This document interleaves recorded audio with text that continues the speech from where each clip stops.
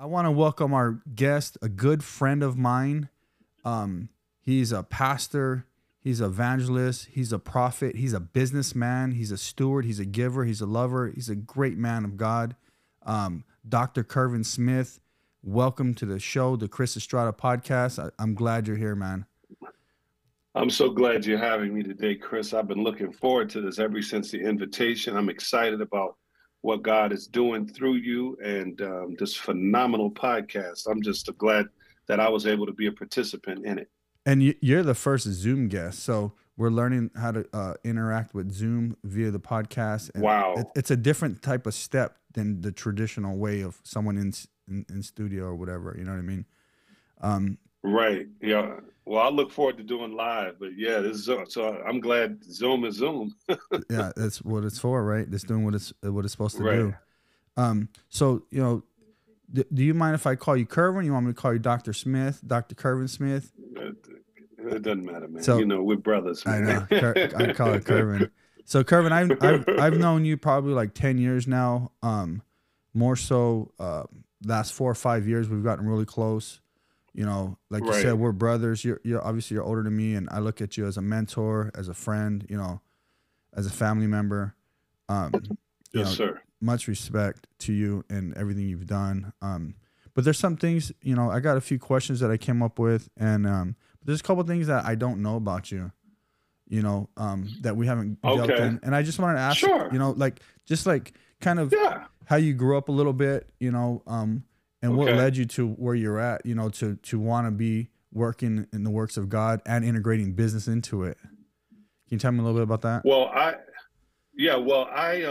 originally I'm from the Northeast. I grew up in New Jersey and New York. My mom is grew up in a two-parent household. I don't some people have a testimony of that they went through, and we started off in the inner city, and then one day when I was about um 10 or 11 years old, excuse me, my parents told me that we were getting ready to move to the suburbs. There's three things that my mother told me. She said, number one, you have to get your mindset ready for where you're about to go Oh wow, because hold on. Hold yeah, on. You have to get your mindset ready for where you're about to go. ready I for mean, where you're hey, about to go. we're gonna Yeah, drop some bombs here, some nuggets.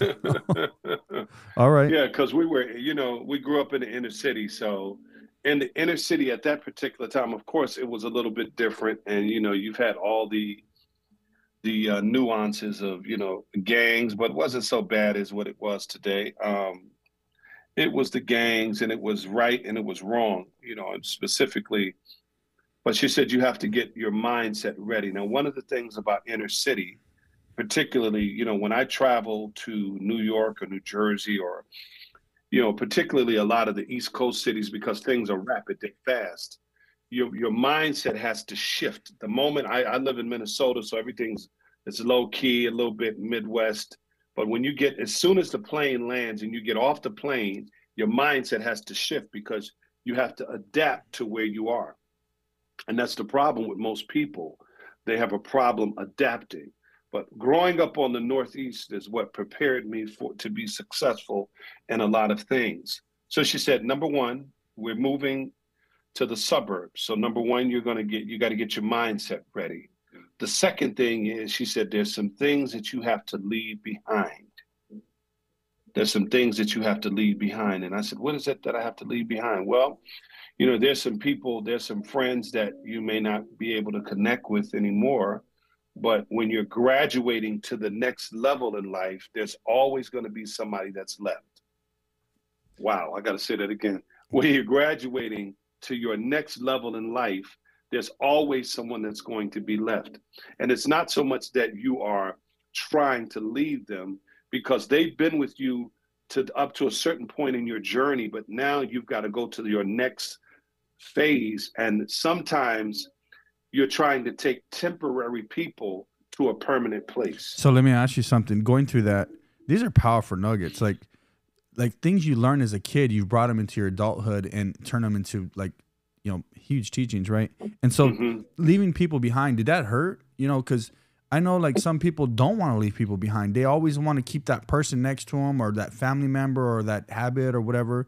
I mean, how did you were young, Hmm. obviously, but you know, how did that feel? You know, and you know, what can you Very explain on loyal. it? I'm a very loyal person. I'm a very loyal person. So I'm loyal. Sometimes we're loyal to a fault. Yeah. But at that particular time, all I could see, because what she first did, she said, number one, get your mindset ready. Number two, you got to leave some things behind.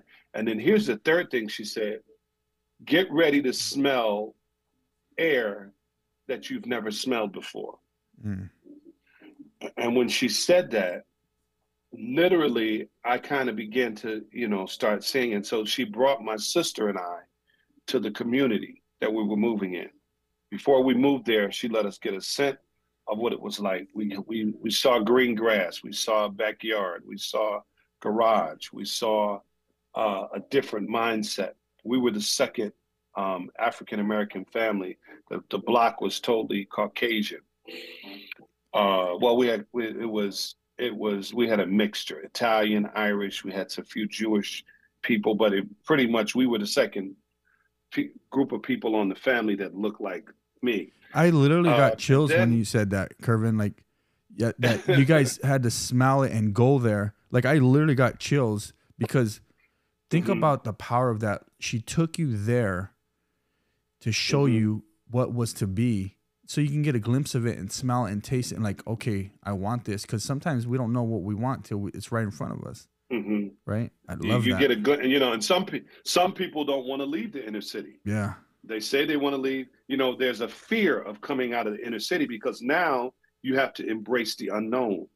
Now you have to introduce yourself. You have got to make new friends, new acquaintances. You've done the same thing.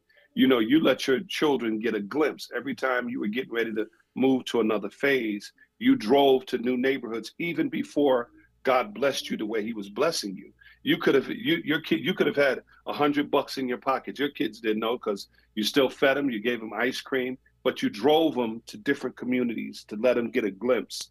And when kids, that's the thing that's so powerful, because when kids their eyes begin to open, they begin to dream. Yeah. And that's why it's so important to hold on to your dreams. And even now, God has really blessed you, and there's some good things that's happening for you. But everything now is really just temporary. Your kids are seeing it now; they've gotten a taste of it. They've got to smell it, so they know the difference between. And it's the same thing um, that happened with us. And then so we finally made the move, and I believe it was about 8 years old, maybe before that. My mother took me to a grocery store called ShopRite. When she took me to the store called ShopRite, I might have been, yeah, I think I was 8, 8.5, maybe 9. And she said to me, I'm going to come back and get you in 3 hours. Now, today, that would be called child abuse. Now, how do you leave a child 8, 8.5 years old at a grocery store? I said, well, Mom, what do you want me to do? She says, well, you got to do something. She said, you've got to help people bag their groceries. You got to help people take their groceries to the car, but you got to do something. You can't just sit here. She said, in 3 hours, I'll be back. Well, in 3 hours, when she came back, I think I made $21. That was a lot of money back then. And then she took the tithes out, my $2.10 or whatever, $3, whatever. She took it out. And she said, what did you learn today? I said, well, Mom, I learned that if you want, I said, you got to work hard in life. She said, that's true. But she said, really, that's not the lesson I want you to learn. She said, the lesson I want you to learn is this. There are two types of people that work and people that hustle. And she said, I want you to embrace the power of the hustle. And so it was from that moment on at the grocery store when I embraced the power of the hustle, where I understood in life that you've got to, if you want it, you've got to go get it. You can't wait for it to come to you. Yeah. And so because of that, Chris, she literally, and when I tell you literally, she literally prepared me and was walking every day, every week with her was like walking wisdom, walking insight. So when she passed away 2014, some people are, I was devastated, I was hurt, but she prepared me for the journey. Some people fall apart because they're not prepared. And because of that, my mom and dad were entrepreneurs. She retired at 52. My dad retired at 55. They retired the same year. She was 52. He was 55. Never went back to work because she had this power of the hustle, and she would. I remember she had a safe. We had a safe in the house, and the safe was filled with cash, Chris. And she said, if you need something, take it. But if you don't need it, don't take it. Don't touch it. And, she was old school because, she had money in the bank, of course, but she always believed in having some extra cash. And that was the concept. She told my sister. So, and most of the times we didn't need it. But there were times where I'd say, well, I need a couple $100. But then we put the couple $100 back. It was an honor system. That what was she placing in us? She was placing integrity. Mm-hmm. She was placing character. If you don't need it, leave it for someone else. And that's the same concept. And so as we grew up, as I began to raise my son and began to raise my daughter, everything they did, I took the same values. If you want it, you got to work for it. Mm-hmm. We're not just giving it to you. You gotta get out there and hustle. And because of that, now I don't have to, they're mature, they're grown, and I don't have to give them money. They don't ask, Dad, can I have a couple dollars or something like this, because they understand how to, sustain themselves. And that's the key. And particularly with our daughters, my daughter, I think I was a little extra hard on her. And she used to say when she was growing up, she was a teenager, Daddy, you're being so hard on me. I said, one day you're gonna be your own woman. And she thanks me today for the lessons that I've learned, because now you're not going to pull wool over her nose, or she's tremendously brilliant, tremendously sharp. And I sent both of them to school, and I came out after going to school. I was working in the financial service industry, and eventually one day God spoke to me and said, you've got to leave this and go into ministry. I said, Lord, there's a lot of broke preachers. There's a lot of guys. I'm making too much money to lead what I'm doing. I said, Lord, why don't you just let me bless you with the tithes? Mm-hmm. I think I can help you on this side. And one day I came to work, and the authorities were there. The feds were there. The story is just too long to tell. The feds were there, and everybody was getting arrested. And at that particular time, you got to make a decision. Do you want to run with them, or do you want to obey God? Something about God, Chris, is so awesome, because whatever he has assigned you to do, he will get you to that point. I don't care how much you can run, you can hide, you can try to do what you want to do, but God has a way of getting you there.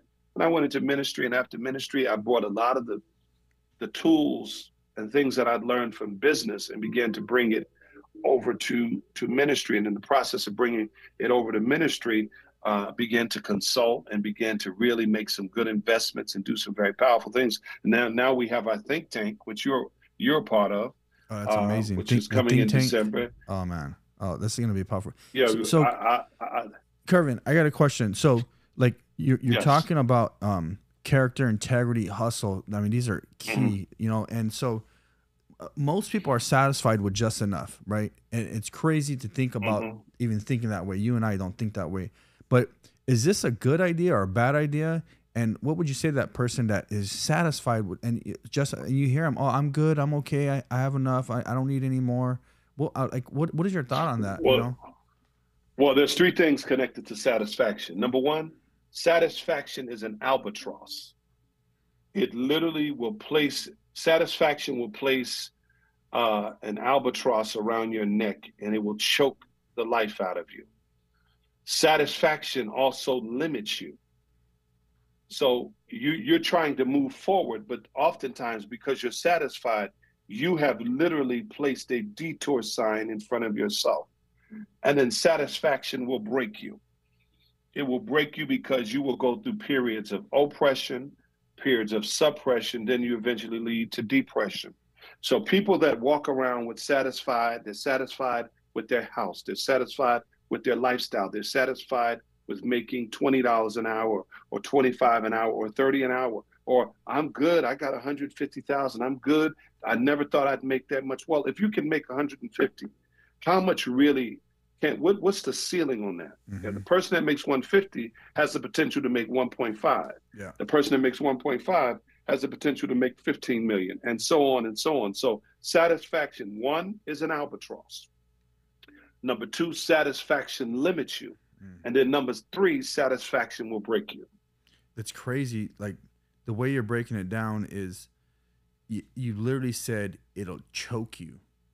And when you think about it, like when the people that say they're satisfied are being their limitations are how it's like they're choked because you see them struggling, and then a sense of pride comes in, and like people have looked at me and said, Chris, you're too prideful, or you're this or that. But what about the person that doesn't want more, and they don't admit it why, and they don't want to grow? Isn't that a sense of pride? Like having your neck choked out and being like all these limitations, and you don't want to agree that you need to do more. That's a sense of pride. Would you agree? Yeah, well, the devil wants you to be satisfied. So as long as you're satisfied, you never reach purpose. There's a constant war between satisfaction and purpose, because the moment a person makes up in their mind that they're no longer going to be satisfied, then they begin to start working themselves on the journey to purpose. When you connect with purpose, watch this, then you see your potential. But as you're going from purpose to potential, there is a process. So my purpose leads to my process, but the ultimate goal is to reach my potential. When people have a potential, there's a certain, as the young people say, they have a swag about them. People will look at you, Chris, and say, you know what? Chris seems a little prideful. He may seem a little arrogant. No, it has nothing to do with arrogance. It has to do with confidence. Yeah. When a person is in their purpose, when you're doing what God has anointed you to do, He's anointed your hands. That's why you're building. You're constantly doing certain things. He allows you to, and see, you were your own test dummy. You tested some things on yourself. Now you know how to go to that next situation. We all got to test stuff on ourselves. So guess what? If this painting behind me falls down, I got other paintings all over this house. So if this painting falls down behind me, if it falls, let me have it. Fault. Let me have it. If it falls, it's it's either my fault or the person that I hired to put it up. Yeah. So guess what? If it falls, I can't just leave a bare wall. We got to put it back up. Yeah. And that's what life is like. Life is, most people, there are three voices that most people have in their heads. Number one, fear. You've heard the acronym before: false evidence appears real, false education appears real. Yeah. But fear is the thing, watch this, that paralyzes your purpose. Wow. Fear paralyzes your purpose, because God has already assigned you. He says to you, go to New Mexico, Chris. Go to Albuquerque, New Mexico. Wait a minute, God, I don't know anybody in Albuquerque. That's not what I told you. I told you to go to Albuquerque, New Mexico. I never forget, I was in Houston, Texas. And while I was in Houston, Texas, I was talking, there was a woman that came to our service. And we were raising the offering. And a lady just busts out. She just breaks out and starts laughing. And so, that's kind of rude when, the offering is a very sacred time. It's not. So she's laughing and laughing loud. And I said to her, I said, why are you laughing? She said, because you're not asking for enough money. Wow. Wait a minute. You're telling the preacher you're not asking for enough. I said, what do you mean? She said, well, I said, is it 5,000? She said, you're not even close. I said, 10,000? She said, no. And I said, 15,000, Chris. When I said 15,000, she said, you're almost there. This woman sowed a seed unbeknownst to me as she's sowing the seed, Chris. She sows the seed, and she literally, I'm telling you that because she was in Mexico. She gets back to Mexico.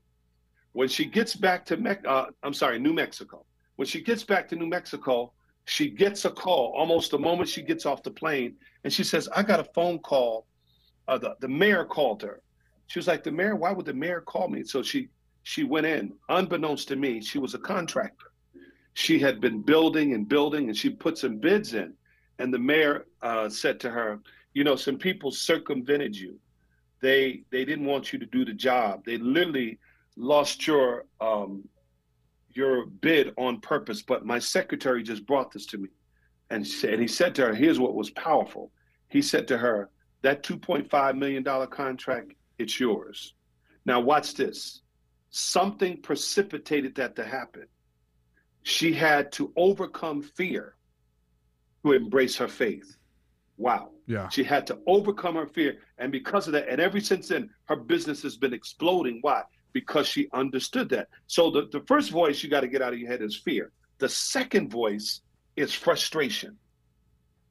You got to move past frustration. Pain is connected to frustration. Hurt is connected to frustration. Bitterness oftentimes is connected to frustration. But you got to get that voice out of your head. You got to get the voice of fear. You got to get the voice of frustration away from you. And then the third thing you got to do is you got to get rid of the spirit of opposition. There is always going to be someone to oppose you. As successful as you've been right now, if there's a big contract and you get ready to put a bid on it, guess what? Chris is not the only person putting a bid on it. There's opposition. We just saw the NBA Finals, Denver against Miami. Mm-hmm. Miami, there's opposition. There's always going to be somebody that's trying to prevent you from getting the prize in life. So when you say the spirit of opposition, is that something that limits us in our own mind, or what are you? Yes. So we're so afraid of we're our greatest enemies. We're afraid of what could happen, what could be, who's going against us, whether you're on a team sport or in business, what company you're competing against. The fear can set in and choke us. It goes back to being satisfied. Same the thing. Fear, the frustration, and here comes opposition. Yeah. And opposition is just something preventing you for a season of your life. In other words, you're trying to go forward, but opposition is saying, hold on. You've got to learn in life how to remove the hand of opposition and go around opposition and touch the mark. The goal is to reach the finish line. And that starts in our head, right? That's like literally that's in your head. Yeah. So we're literally holding ourselves back by our own thoughts. Oh, they're going to, I'm kind of going through that right now, honestly, right?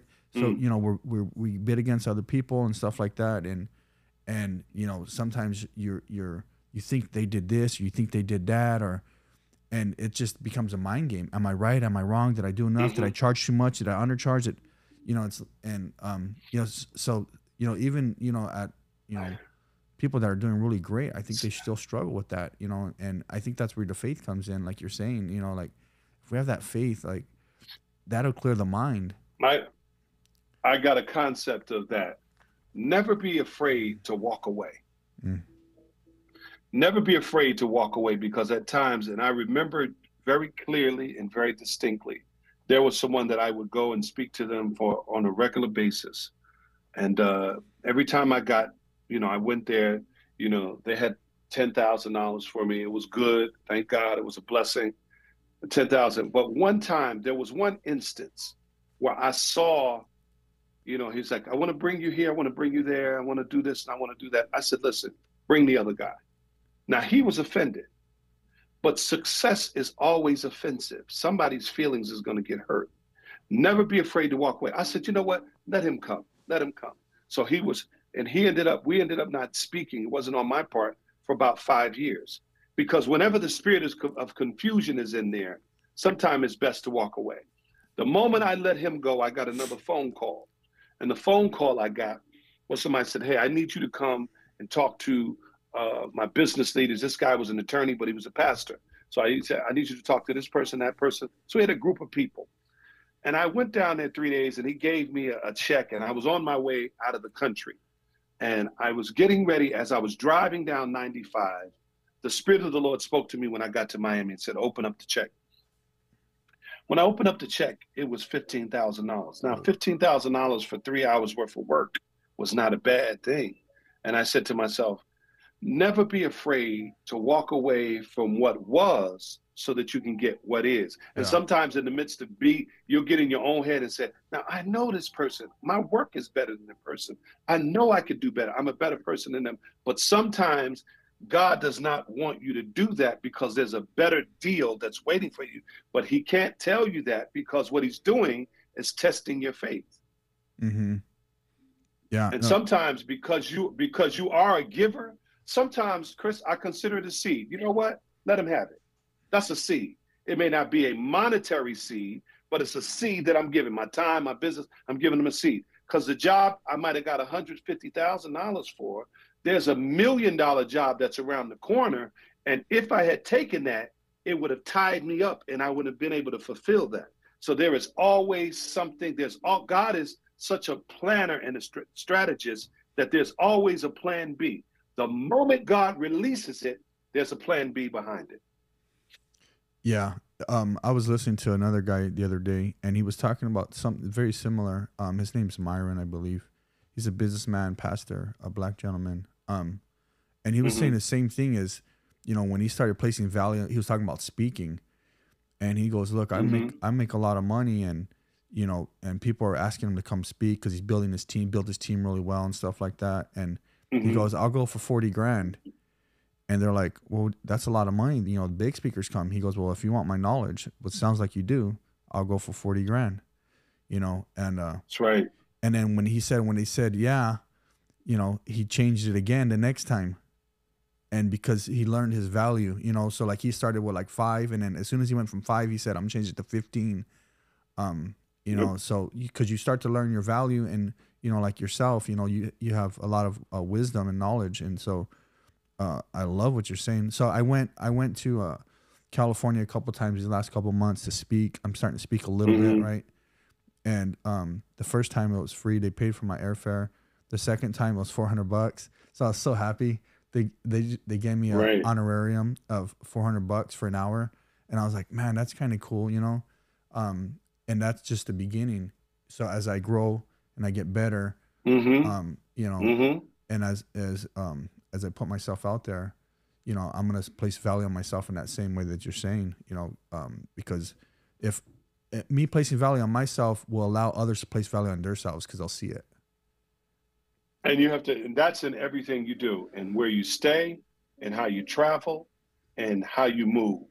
And it has nothing to do with showing off. It just, because I never forget, because I buy first class tickets. And the reason why I started buying first class tickets was I started buying first class tickets because my mindset is getting ready. So when the day comes that I have my plane, it won't be a problem to pay. If I put 5 people on the plane and we're traveling together and it's $25,000 or $3,000 a piece, then I have enough for our fuel to get to where we need to go. So it's a mindset. And you're sitting next to people. So I sat next to one guy one day, and as I'm sitting next to him, God speaks to me prophetically. Sometime I was sitting there and I was looking at him. I was talking to him. He was sharing some things with me. I said, "You're not very happy. You're going through some things at home with your spouse." And he looked at me. He's like, "What do you do?" I said, "I change lives." I couldn't tell him I was a prophet. He didn't know what a prophet was. So I said, I changed out. And I began to talk to him and begin to minister to him.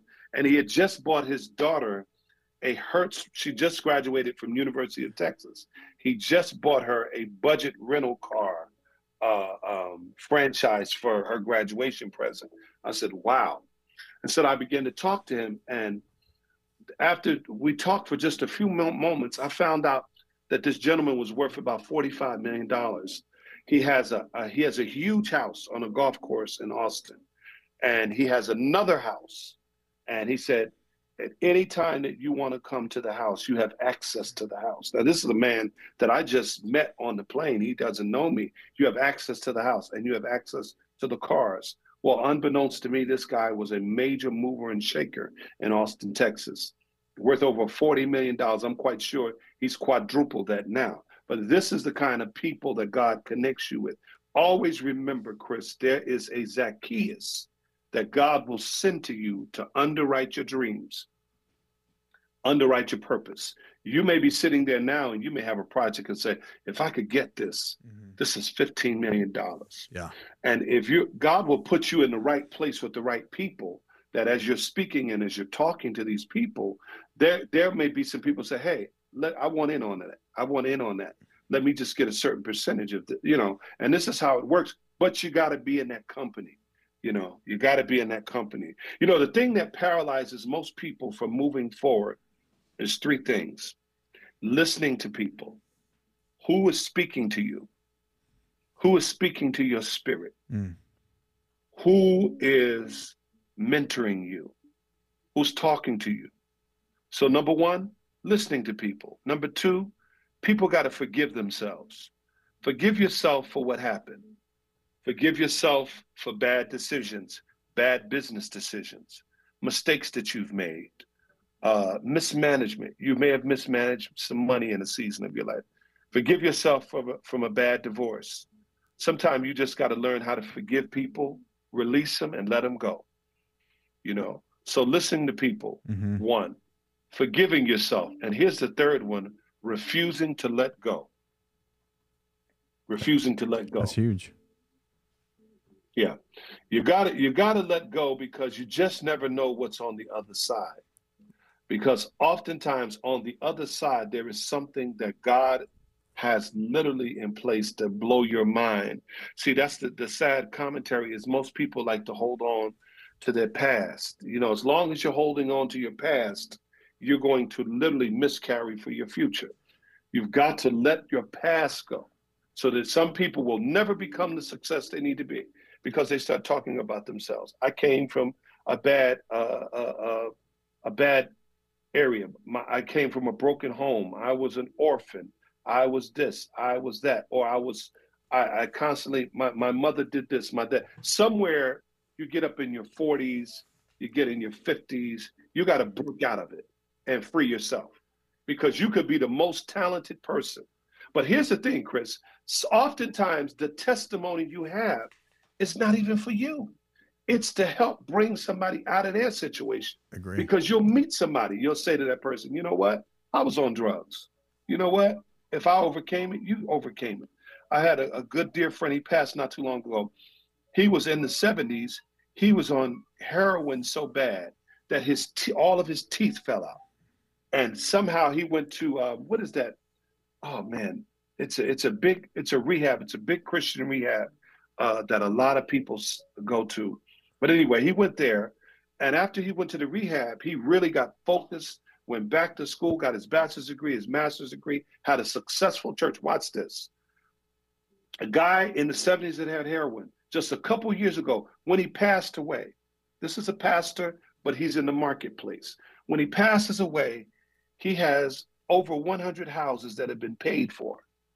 This is a guy that was on heroin, but he trusted God. He had Yeah. over 100 houses on pay, and he had built 15 churches. Wow. You got to get this. Wow. He owned 100 houses. His houses were managed, and they had to literally sit his wife down because all his wife knew was every month, he would put a certain amount of money in the bank accounts or whatever. But he had to have the person who was managing that sit his wife down and begin to educate her about how these businesses were going. They were already running themselves. He had 15 churches he built. Some churches were renting from him. He had built 5 churches himself. He had moved from one church to another church to another church. He was just a businessman par excellence.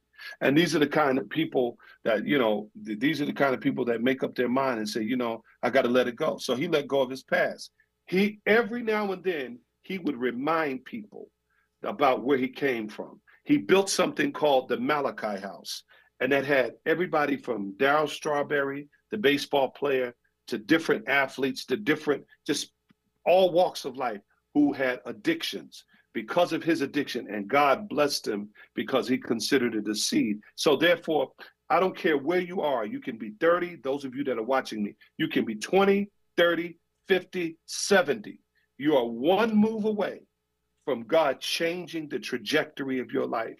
You could be 70 years old and make one move. I'm going to say this, and I'll give it back to you. I was watching an interesting broadcast. Bishop Jakes is promoting his book, and he was in New York with Dr. A.R. Bernard, who's a phenomenal, profound man of God. And Bishop Jakes said that he said to Bob Schaefer.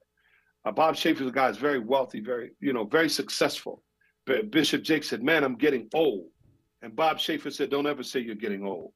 He said, "Do you know I never became all the wealth I have, all the success that came to me didn't happen until I was 65 years old." Yeah. Wow. He made one, Chris, he made one move. And from the move he made another move. Then he made another move. And then he amassed an unbelievable amount of wealth. Some people are not ready to handle it. You know, they can't handle so you've got to go around and around and around. God trusts you. Mm-hmm. You've had people that have been mentoring you. You've connected. And because of that, God, so one of the things I got to say about you, you don't listen to people. If you say this is God, if God told you to do it, you're gone. The second thing is you have forgiven yourself. And the third thing is you're not going to let go. You're a bulldog. If God said this is yours, you're going to grab onto it and hold on to it, and you won't let go until God finds a way to bless you. Yeah, until he moves me to the next journey, right? It's what's cool is the gentleman, you know, it's like you or I, if he can do it, anyone can. Oh, like Yep. there's a few steps we got to change. Like I said, there's one move we have to change, you know, whether it's a bad habit, whether it's trust, it's confidence, it's forgiving, right? All Yep. these things that are paralyzing us, these habits or whatever. Mm-hmm. When you were talking about what paralyzes people from moving forward, it took me to like when I hear people talk about their victories that were like 30, 40 years ago and they don't have no new ones. Mm.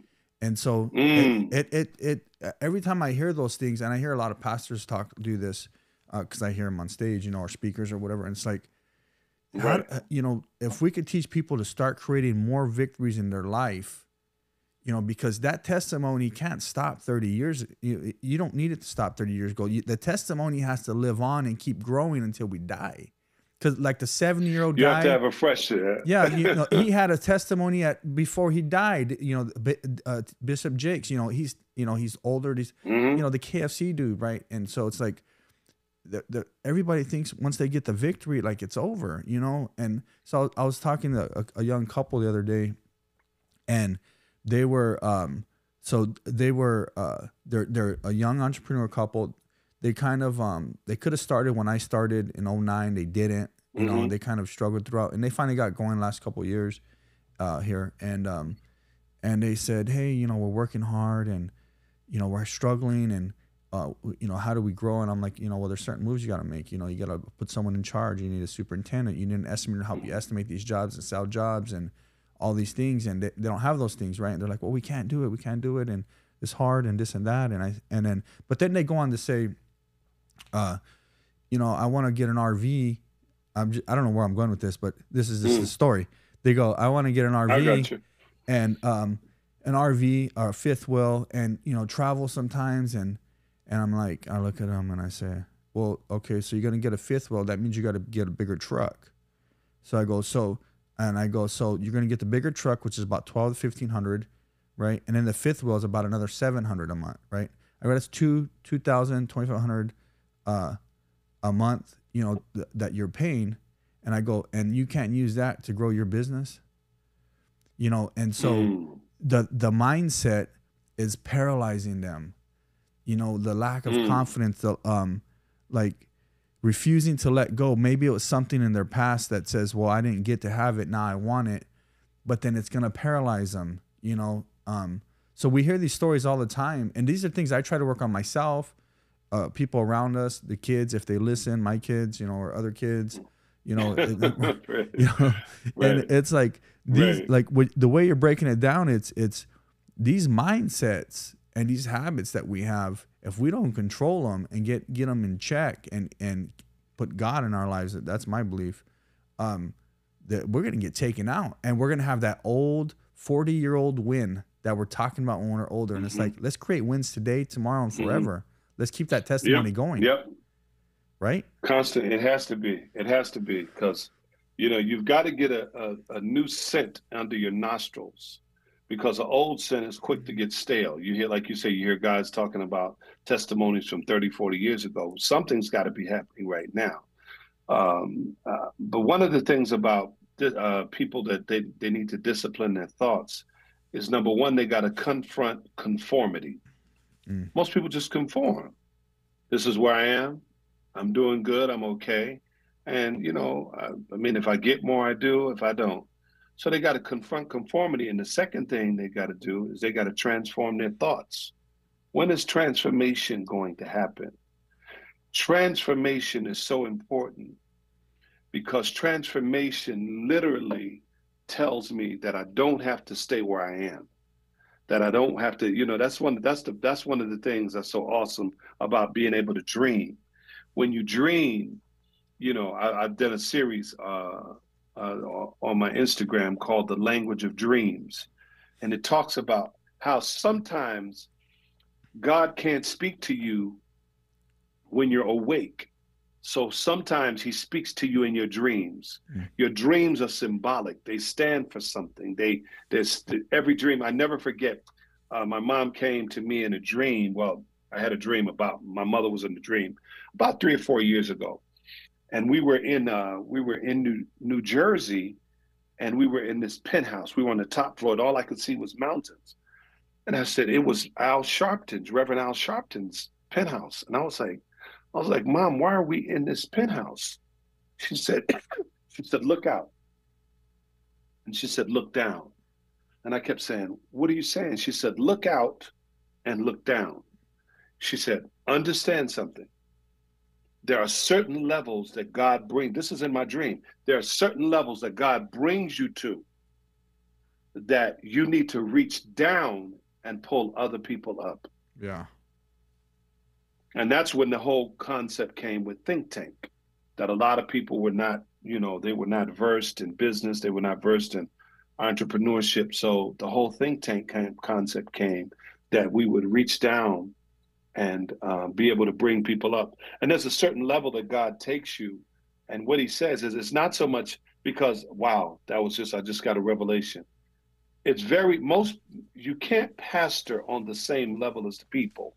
A lot of people want to be on the level with their pastors, but you're not. That's why they have a stage. Mm-hmm. The stage represents something you can look up to. So there are certain moves, there are certain strategies, there are certain things you need to do so that people can look up to you. And in the looking up to you, it always gives them hope. I mean, that's why a lot of young guys around you, whether you know it or not, even at the church, a lot of them are constant. They're looking at you. Why do they look up to you? Because they see hope. You represent hope. Pastor Joseph represents hope. As long as I can look up, I don't have to stay where I am. Things are going to get better. Trouble is not going to last always. It may be temporary. I might be in an apartment right now that's roach infested, that's rat infested, but I'm not going to be here. When I look at Chris, I see hope. When I look at Pastor, I see hope. So there's constantly, so sometimes it's not even about us. Sometimes it's just for you. Mm-hmm. And like today, you look at Instagram and all of these things. I was looking at this. I'm going to say this, and then I'll let you wrap it up. There was a young man he was working as a security guard. For 2 years, he worked as a security guard. He had a family. He had 2 children and his wife. He was living in an apartment complex. And he worked up, he saved, sacrificed, saved. They were eating oodles and noodles. And he had enough money to put down on a Lamborghini.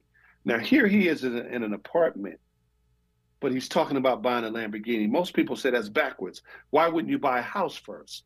Well, he had a strategy to be an influencer on Instagram and on Facebook, on YouTube. And he bought this Lamborghini, and the Lamborghini was out in a carport while he was in the apartment. People laughed at him. They thought he was crazy. But what he started doing, Chris, was he would drive away from his home, and he was in his Lamborghini. He'd be out in the suburb, and he'd stop. He'd get out, and he'd talk to people. I want to tell you something. If people see you in a Lamborghini, they're going to listen to you. Yeah, they'll listen to you because and so watch this. And because of that, money started coming in, and as money started coming in, views started going up, and before you know it, he was looking at millions and millions of dollars. He was buying property upon property upon property. Then he would go buy another car. But what happened? He constantly kept people looking, because even when this man was living in an apartment, he was driving a Lamborghini. Now, that was not his everyday car, but that's the car, the tool he used to help get him to where he is now. Now, today, he owns massive amounts of properties. I don't even think he's 40 years old. Yeah. But he had a dream. and he had to work towards, like the couple you were talking about, they want to travel. No, you got delayed gratification is important. You can't have it now. You want to buy that mansion? No, you can't. Even if you can buy it, you can't buy it right now. God's not going to let you spend $5 million on that, because he's going to let you take that $5 million and it's going to allow you to invest it, and you'll make 50. Mm-hmm. Then you'll take the 50 invested, make 250. And before you know it, you're at a billionaire status. Now you could do anything you want to do. But it's satisfaction. You know, it's a sacrifice. It's always a sacrifice, and most people don't want to do that. Well, and it's the steps he's taking. So like I made a text earlier. Did you post that post, Antonio? He didn't post it yet. See. So I sent out a group text earlier, and it said the order in which you do something is just as important as the thing you're trying to do. Make sure to prioritize your steps for optimal success, right? And so that goes back to the guy. You got to know what the order is. The order can be different for different people, right? It looks different. Yep. You know, like you said, is it backwards? Should he have the house? Well, maybe he didn't want the house, right? Maybe at the time, but he needed that car. The car is the tool. Right, well, there's some sort of tool we need to engage and to do the job. Yeah, I call it a tool because we're around tools, but whatever it is, right? I love that. So a couple things. We went through a lot of stuff. This is good stuff, and we're gonna make all kinds of clips. Love it. I love it. So what are you up to these days? So I know you were in a movie recently. What is this? Your third, fourth movie? Third movie, getting ready. I got a script I'm waiting for it to be delivered this week. We're going to be in the fourth movie. We start filming in September. I am working on right now, of course, the Think Tank, and I wish I could do a plug on that. Yeah. Our Think Tank is December 13th through 16th in Phoenix, Arizona. We're going to have Chris Estrada. We're going to have some phenomenal people. It's a Christian consortium.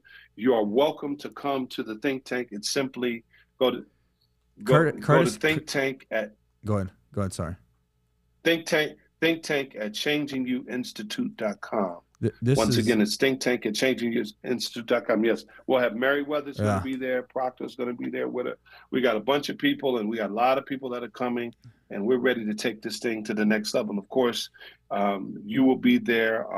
It's going to even be another level. We're doing this year a red and black party.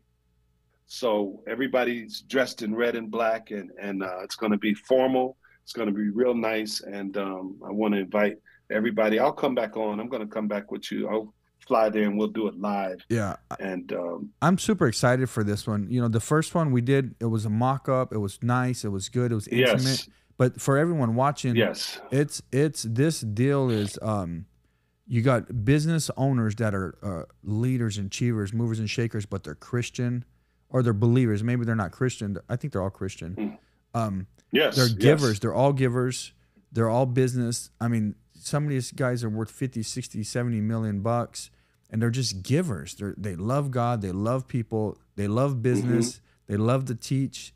And I'm excited, because the first one was cool, and I know this one's going to be amazing because now we have a whole year to market this thing. Yep. Yes. So like the Think Tank, and then you're turning it into you got like courses going on, right? You have the schooling. Changingyouinstitute.com. We've got over 157 courses. Certified, you get certified for each course, everything from organization to accounting to bookkeeping. So we've got companies now that are sending their employees there that are taking courses, and it's really helping and embellishing. We just got there's a big I think they're from Brazil, a big Brazilian group of people that really they're trying to go in business with us. They want us really to translate everything over to Portuguese. Yeah. So they're connected to Portugal, Brazil. I mean, it's just stuff is going on and on. And so you need to kind of invest in something that is working while you're sleeping. So while I'm sitting here talking to you, people are spending money, and we're just, minute by minute by minute, and it's all online. And, so as I said, we've got a lot of things that are happening, and the Think Tank is really my baby. So I really want to push that and get as many people that can to come to the think tank and be with us.